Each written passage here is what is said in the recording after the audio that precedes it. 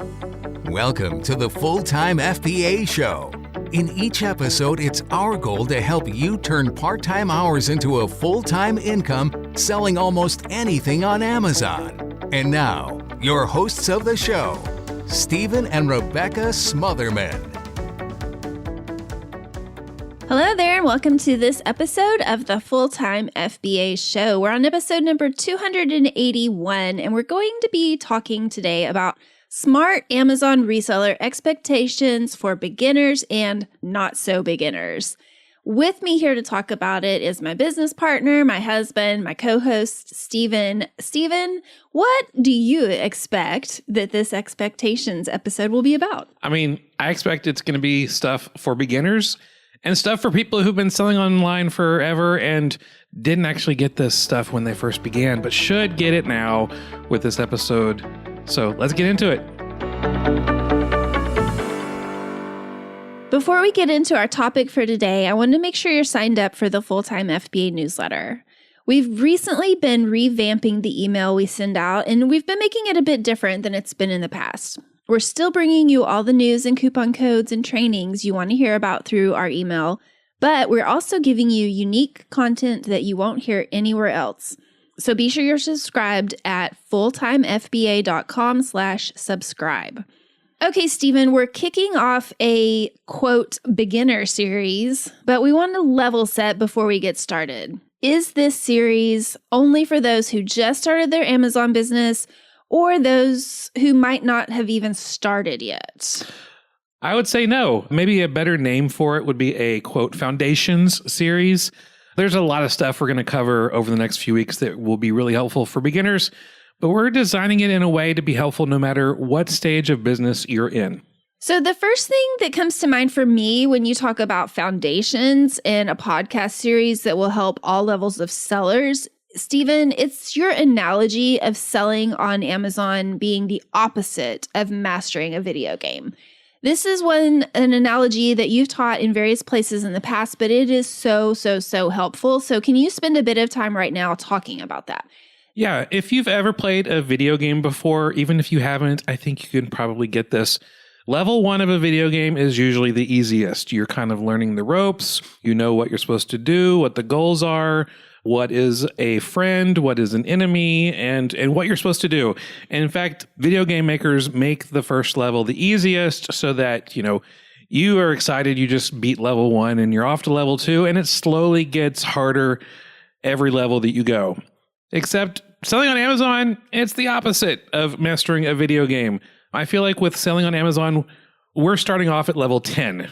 But the more we start to play the game, the more we start to resell, the more experience we get, the more things that we learned, things get easier. And so it starts off a little bit hard, but things get easier as you go. And that really helps start to get some momentum and some excitement in the growth of your Amazon FBA business. So if you start your Amazon business and you're like, oh, this is really hard, guess what? It's supposed to be, but it's going to get easier. And we can actually help fast forward that process of making things even easier for you. We'll let you know more about that a little bit later in this episode. I truly think that analogy is the perfect way to describe what sellers go through in the first year or even 2 years of selling on Amazon. And knowing that up front can really help us have the correct expectations for what growing an Amazon business will look like. Next, I want to get into some specifics about having smart expectations as an Amazon beginner or not so beginner. One thing that really stands out to me as an important lesson to learn right off the bat is how the profit snowball works. That's an expectation that can be really encouraging and exciting once you know what to expect as you're building off your initial investment of money and time in your business. So, Stephen, since you're in teacher mode with analogies today, can you give us a description of this one too, the profit snowball?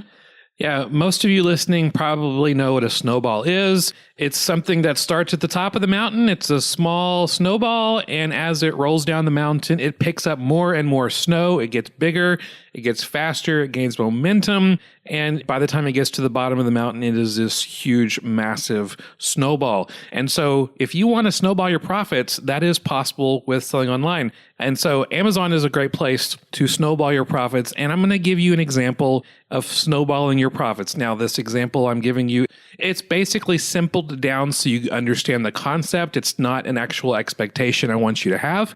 I mean, it's possible, but it's not an expectation I need you to have.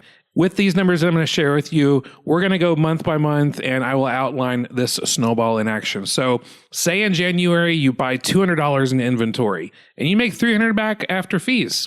Then in February, you reinvest that $300 in more inventory, and you make $500 back after fees.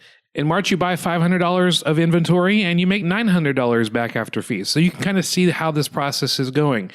You reinvest that $900, make $1,600 back. Reinvest that $1,600, make $3,000 back, and it goes on. And by August, you're investing $8,000 in inventory to make $12,000 back after fees. Now, again, this is not an expectation, but you hopefully can see the snowball growing month by month. And no matter where you start, it's possible to grow and snowball your profits with selling online, selling on Amazon via FBA. The awesome thing about the snowball is that once it is up and running, it's got so much momentum that it just keeps going, and you're able to make a steady income from it. I mean, it does take time to get it to the point where you're making a full-time income, but with the right approach, a smart seller can get there in about 12 to 18 months. All right, the next expectation we want to make sure you have properly set in your mind is how to respond to restrictions as a newer seller. And I say newer here, not new, because this is an expectation that you need well into the 6-month, 9-month, 12-month mark and beyond as a seller. Amazon restrictions can be quirky. That's going to be the understatement of this podcast. Yeah. They change from time to time, and it can get frustrating. A lot of newer sellers struggle with one of two extreme ideas about Amazon restrictions. One extreme is they jump into selling on Amazon thinking they can buy anything and everything, and they don't realize they need to check their restrictions first before making their purchases. They end up wasting money on inventory they can't sell on Amazon. We see this all the time. We get people say this to us all the time, and it's heartbreaking. It's so simple to avoid. Now, the other extreme is sellers who know about restrictions and they obsess over categories or brands that they're gated in. They get really discouraged and they tell themselves, there's nothing I can sell. And they eventually get so discouraged that they quit. I hear that so much. Yeah, that's another one we hear over and over again. But in reality, you need to be somewhere in the middle of those extremes. Expect at first to be restricted in some brands and ASINs you would like to sell. It's just a fact of life for new sellers. But don't fixate on it. Instead, keep looking for items you aren't restricted in, apply in the cases where you need to apply for approval, and then just keep moving forward.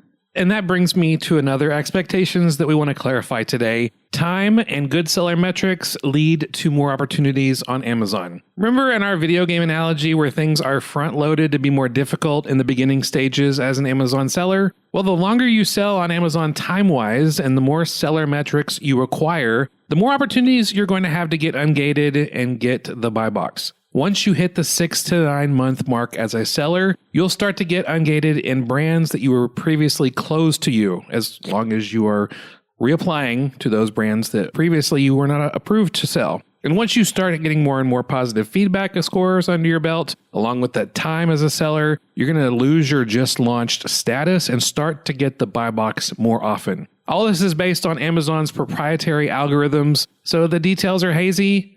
But through observation and about 15 years of experience, we know this to be true. So keep at it. You'll see that you're getting ungated more and more frequently, and you're going to be getting the buy box more often, which means you're going to get more sales and more profits. So again, starts off hard, but starts to get easier the longer you stick with it. Okay, I have one that I want to share that I think is really exciting. All right, hit us with it.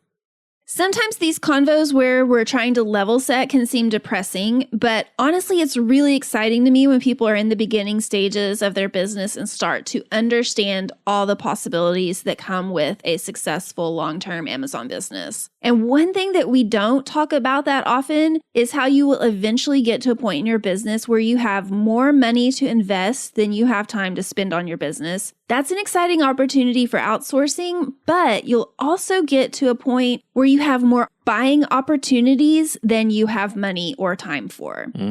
We talk about outsourcing a lot, but we don't talk about the fact that there are just so many items out there to potentially sell. You as one individual seller or small business cannot possibly sell everything you find that's profitable. It might seem crazy to think about now. You might be thinking, I don't even know where to look for inventory to source. But trust me, after a couple of years of solid experience, you could likely find yourself in a position where you have such sourcing expertise that you're constantly running out of time to cover all the places where you absolutely know there are profits waiting to be found. Or you'll have a VA who is sourcing at such a pace, there's no way you can keep up with buying all that they find. Seriously, this happens pretty regularly, and it's an awesome place to be. You just have to stick with it and get past that initial hump of not knowing where to look. I think a big part of getting past that initial point is understanding that clearance sourcing, it's a great place to start in your business, and it can help you build up the capital you need to start making bigger investments in inventory, but it's just not a sustainable and scalable method of sourcing if you're wanting a full-time income for the long term. Exactly. Once you move beyond clearance sourcing or riding the waves of coupon codes and time-bound sales, you'll be sourcing RA and OA inventory at full price because you found profitable replens. Or you'll be sourcing inventory at low wholesale prices. And y'all, the amount of wholesale inventory out there just seems endless. I know it's not literally infinite, but it sure seems like it. Yeah, and before we finish up, we want to remind you again to be sure you're signed up for the Full-Time FBA newsletter. We've got some awesome trainings coming up, and our newsletter subscribers get to be the first to hear about them, as well as other exclusive content that we're going to be putting together for our FBA sellers. So subscribe to the Full-Time FBA newsletter and get all the good stuff. Thank you so much for joining us for this episode of the Full-Time FBA Show. As always, you can get the show notes for this episode and any links that were mentioned at fulltimefba.com/281 because we're on episode number 281. And next week on the Full-Time FBA Show, we're going to be talking about having a day one mindset for Amazon sellers at all levels. So we look forward to being back with you next week on the Full-Time FBA Show. That's all for this episode of the Full-Time FBA Show. So head over to fulltimefba.com/podcast, where you'll find the show notes and links from this episode. While you're there, subscribe to our newsletter where you'll get several free downloads of our popular and helpful Amazon FBA resources. Now, take action on what you've learned today so you can find success at turning part-time hours into a full-time income with Amazon FBA.